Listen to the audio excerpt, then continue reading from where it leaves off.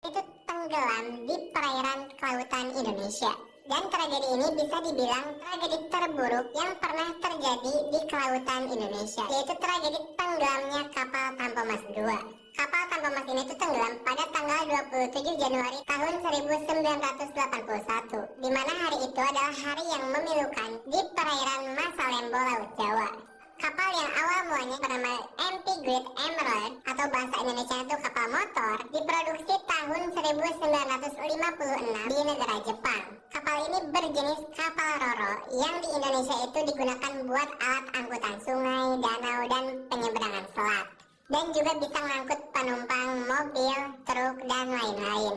Nah, kapal ini awalnya tuh dibeli oleh PT PANN atau Pengembangan Armada Niaga Nasional seharga 8,3 juta dolar US.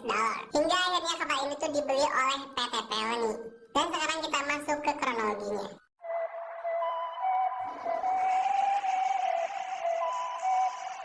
Jadi gini guys, awalnya seharusnya tuh kapal KMP Tanpa Mas II ini tuh berangkat pada tanggal 23 Januari tahun 1981. Tapi karena ada kerusakan mesin, pemberangkatannya pun harus diundur sehari. Dan di keesokan harinya, sekitar jam 7 malam pada hari Sabtu tanggal 24 Januari tahun 1981, KMP Tanpa Mas II pun berangkat dari Tanjung Priuk, Jakarta Utara dengan tujuan Ujung Pandang, Sulawesi Selatan.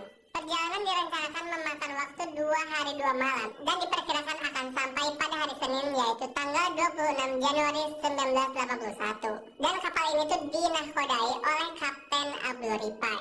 Nah, dari manifest ini yang merupakan barang bawaan kapal disebutkan ada 1055 penumpang dan 82 awak kapal.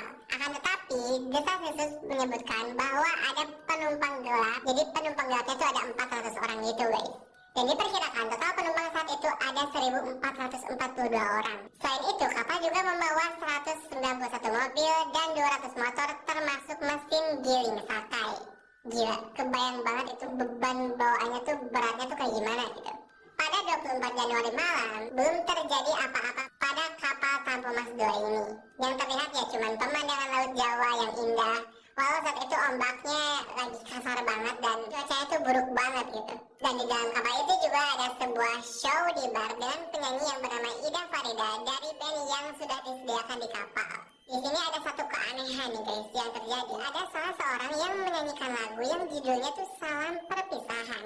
Jadi ini tuh bukti bahwa ini tuh ada pertanda buruk gitu. Tapi orang-orang di situ nggak pada ngeh gitu. Dan orang yang menyanyikan lagu Salam Perpisahan tersebut ia bernama Ferry.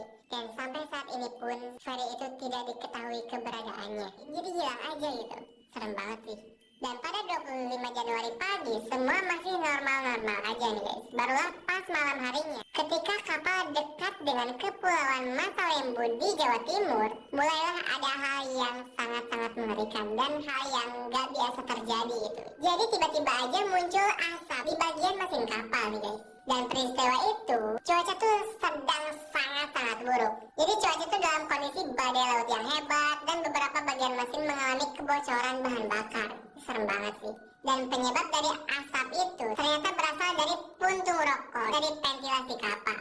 Nah, para kru pun yang melihat percikan api itu langsung mencoba memadamkannya menggunakan tabung pemadam portable. Namun sayangnya usaha mereka memadamkan api itu gagal. Api pun semakin cepat menjalar. Nah, akibatnya selama 2 jam tenaga utama mati dan generator darurat pun gagal.